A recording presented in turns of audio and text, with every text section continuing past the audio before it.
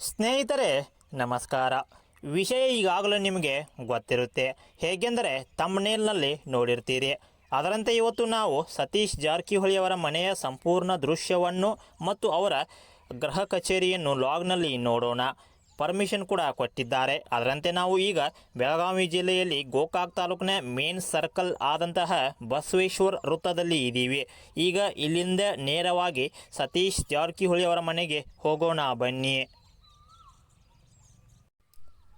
ಸ್ನೇಹಿತರೆ, ಇಲ್ಲಿಂದ ಅವರ ಒಂದು ಮನೆ 2 ಕಿಲೋಮೀಟರ್ ದೂರ ಇದೆ. ಅಂದರೆ ಗುಡ್ಡದ ಕೆಳಗೆ ಇವರ ಮನೆಯನ್ನು ನಾವು ನೋಡಬಹುದು. ಗೋಕಾಕ್ನ ಮೇನ್ ಸರ್ಕಲ್ನಿಂದ ಅಂದರೆ ಮೇನ್ ಸಿಟಿಯಿಂದ ಇವರ ಒಂದು ಮನೆ ತುಂಬ ದೂರವಿದೆ. ಅಂದರೆ ಒಂದು 2 ಕಿಲೋಮೀಟರ್ ಕ್ಕಿಂತ ಹೆಚ್ಚಾಗಬಹುದು. ಈಗ ಸ್ನೇಹಿತರೆ, ಅವರ ಮನೆಯನ್ನು ನಾವು ಇಲ್ಲಿ ದೂರಿಂದ ಒಂದು ಕಾಣುವಂಥ ದೃಶ್ಯವನ್ನು ನೋಡಬಹುದು. ಈಗ ಅವರ ಮನೆಯ ಹತ್ತಿರನೇ ಹೋಗೋಣ.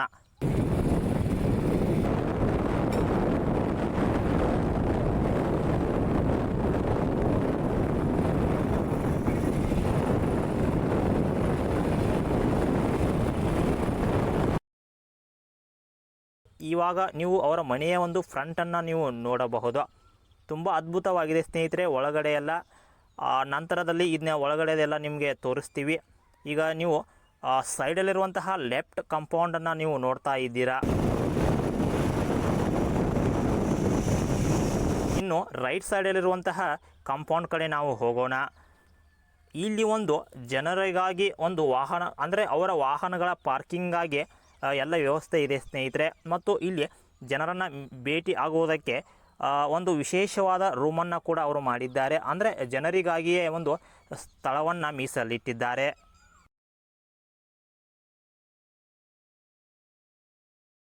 ಈ ಒಂದು ಮನೆ ಹಿಂಭಾಗದಲ್ಲಿಯೇ ಜನರನ್ನು ಭೇಟಿ ಮಾಡುವುದಕ್ಕಾಗಿ ಸತೀಶ್ ಜಾರಕಿಹೊಳಿಯವರು ಒಂದು ವಿಶೇಷವಾದಂತಹ ಸ್ಥಳವನ್ನು ಮೀಸಲಿಟ್ಟಿದ್ದಾರೆ. ಅಂದರೆ ಜನರಿಗಾಗಿಯೇ ಇವರು ಮೀಸಲಿಟ್ಟಿದ್ದಾರೆ.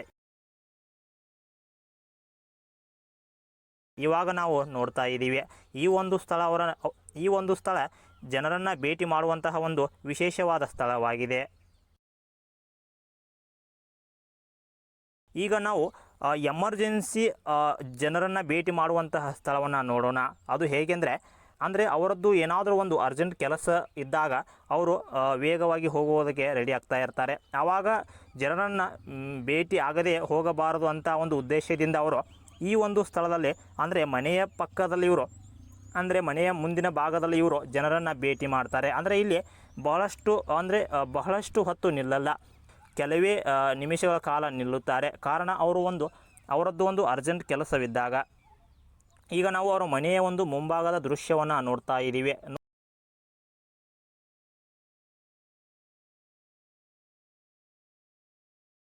ನೋಡಿ ಸ್ನೇಹಿತರೆ, ಬಂದರು ಸತೀಶ್ ಜಾರಕಿಹೊಳಿ ಅವರು. ಈಗ ಬಂದು ಜನರನ್ನು ಭೇಟಿ ಮಾಡ್ತಾರೆ. ಜನರಿಗೆ ಏನು ಬೇಕು ಎಂಬುದನ್ನು ಇವರು ಕೇಳಿಕೊಂಡು ಅವರ ಒಂದು ಬೇಡಿಕೆಗಳನ್ನ ಈಡೇರಿಸ್ತಾರೆ. ಇಲ್ಲಿ ನೋಡಿ ಸ್ನೇಹಿತರೆ, ಜನರನ್ನು ಭೇಟಿ ಮಾಡ್ತಾ ಇದ್ದಾರೆ. ಇಲ್ಲಿ ನೋಡಿ ಸ್ನೇಹಿತರೆ, ಜನರ ಜೊತೆ ಚರ್ಚೆ ಮಾಡ್ತಾ ಇದ್ದಾರೆ. ಈ ಥರ ನೋಡಿ ಸ್ನೇಹಿತರೆ. ಈಗ ನಾವು ಮನೆಯ ಒಂದು ಮುಂಭಾಗಿನ ದೃಶ್ಯವನ್ನು ನೋಡ್ತಾ ಇದ್ದೀವಿ. ಇಲ್ಲಿ ಇನ್ನೂ ಜನರು ಕೂಡ ತುಂಬಾ ಇದ್ದಾರೆ. ಅವರ ಮನೆಯ ಒಂದು ಫ್ರಂಟ್ ಡೋರು, ಈ ಒಂದು ಅವರ ಮನೆಯ ಫ್ರಂಟ್ ಹೇಗಿದೆ ನೋಡಿ. ಕಾರು ಕೂಡ ನಿಂತಿದೆ. ಇದೆಲ್ಲ ಅವರ ಮನೆಯ ಒಂದು ಮುಂಭಾಗವಾಗಿದೆ. ನೋಡಿ ಸ್ನೇಹಿತರೆ, ಸತೀಶ್ ಜಾರಕಿಹೊಳಿ ಅವರು ಜನರನ್ನು ಭೇಟಿ ಮಾಡಿ ಅರ್ಜೆಂಟಾಗಿ ಒಂದು ಚುನಾವಣಾ ಪ್ರಚಾರಕ್ಕಾಗಿ ಹೋಗ್ತಾ ಇದ್ದಾರೆ. ಸ್ನೇಹಿತರೆ, ಅವರ ಒಂದು ಮನೆಯ ಫ್ರಂಟ್ ಹೇಗಿದೆ, ಜನರೆಲ್ಲರೂ ಹೇಗೆ ಇದ್ದಾರೆ ಅವರ ಹಿಂದೆ. ಯಾವುದೇ ಸೆಕ್ಯೂರಿಟಿಗಳಿಲ್ಲ, ಯಾವುದೇ ಬಾಡಿ ಗಾರ್ಡ್ಸ್ ಇಲ್ಲ. ಅಷ್ಟೊಂದು ಸರಳ ವ್ಯಕ್ತಿತ್ವದ ಜೀವಿಯವರು. ತುಂಬಾ ಸಹಾಯ ಮಾಡುವಂತಹ ಒಬ್ಬ ಅತ್ಯುತ್ತಮ ರಾಜಕಾರಣಿ, ಜನಸೇವಕ, ನಿಜವಾದ ಜನಸೇವಕ ಅಂತ ತಪ್ಪಾಗಲಾರದು. ಈಗ ಅವರು ಹೊರಡಲು ಕಾರಿನಲ್ಲಿ ಕುಳಿತುಕೊಂಡರು.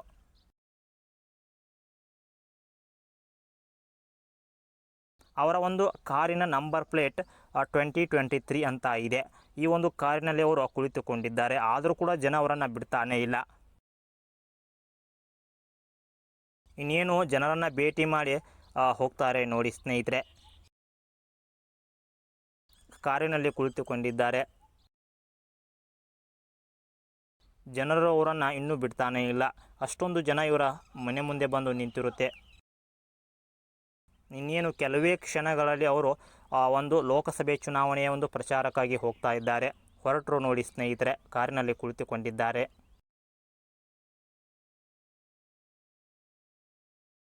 ಜನರನ್ನು ಭೇಟಿ ಮಾಡಿ ಹೋಗ್ತಾ ಇದ್ದಾರೆ ನೋಡಿ ಸ್ನೇಹಿತರೆ. ಗೇಟ್ ಮುಖಾಂತರ ಪಾಸ್ ಆದರು. ಅವರ ಒಂದು ಮನೆಯ ಫ್ರಂಟ್ ಒಂದು ಸಂಪೂರ್ಣವಾದಂಥ ದೃಶ್ಯ ಈಗ ನೀವು ನೋಡ್ತಾ ಇದ್ದೀರಿ.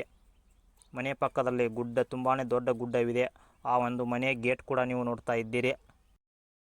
ಈಗ ಅವರ ಹಿಂದೆ ಕಾರುಗಳು ಕೂಡ ಹೋಗ್ತಾ ಇರೋದನ್ನು ನಾವು ನೋಡ್ತಾ ಇದ್ದೀವಿ. ಇವಾಗ ನಾವು ಅವರ ಮನೆಯ ಸಂಪೂರ್ಣ ದೃಶ್ಯವನ್ನು ನೋಡ್ತಾ ಇದ್ದೀವಿ. ಅವರ ಒಂದು ಮನೆಯ ಹೆಸರು ಹಿಲ್ ಗಾರ್ಡನ್ ಅಂತ ಅಲ್ಲಿ ಬರೆದಿದ್ದಾರೆ ನೋಡಿ ಸ್ನೇಹಿತರೆ. ಅದರ ಕೆಳಗೆ ಸತೀಶ್ ಜಾರಕಿಹೊಳಿ ಅಂತ ಕೂಡ ಬರೆದಿದ್ದಾರೆ. ಇದು ಕೂಡ ಅವರದ್ದೇ ಕಾರು. ತುಂಬಾ ಸರಳ ವ್ಯಕ್ತಿತ್ವದ ರಾಜಕಾರಣಿ. ಸ್ನೇಹಿತರೆ, ಇದಿಷ್ಟು ಸತೀಶ್ ಜಾರಕಿಹೊಳಿ ಅವರ ಮನೆಯ ಒಂದು ಸಂಪೂರ್ಣ ದೃಶ್ಯವಾಗಿದೆ. ಈ ಒಂದು ಎಕ್ಸ್ಕ್ಲೂಸಿವ್ ದೃಶ್ಯ ನಿಮಗೆ ಇಷ್ಟವಾಗಿದ್ದರೆ ದಯವಿಟ್ಟು ನಮ್ಮ ಗ್ರೇಟ್ ಕನ್ನಡ ಚಾನಲನ್ನು ಸಬ್ಸ್ಕ್ರೈಬ್ ಮಾಡಿಕೊಂಡು ಸಪೋರ್ಟ್ ಮಾಡಿ. ಇನ್ನೂ ಇಂತಹ ಸಾಕಷ್ಟು ಲಾಗ್ಗಳನ್ನು ಹೆಕ್ಕಿ ತಂದು ನಿಮ್ಮ ಮುಂದೆ ಇಡುವ ಪ್ರಯತ್ನ ಮಾಡ್ತೀವಿ. ಜೈ ಹಿಂದ್, ಜೈ ಕರ್ನಾಟಕ.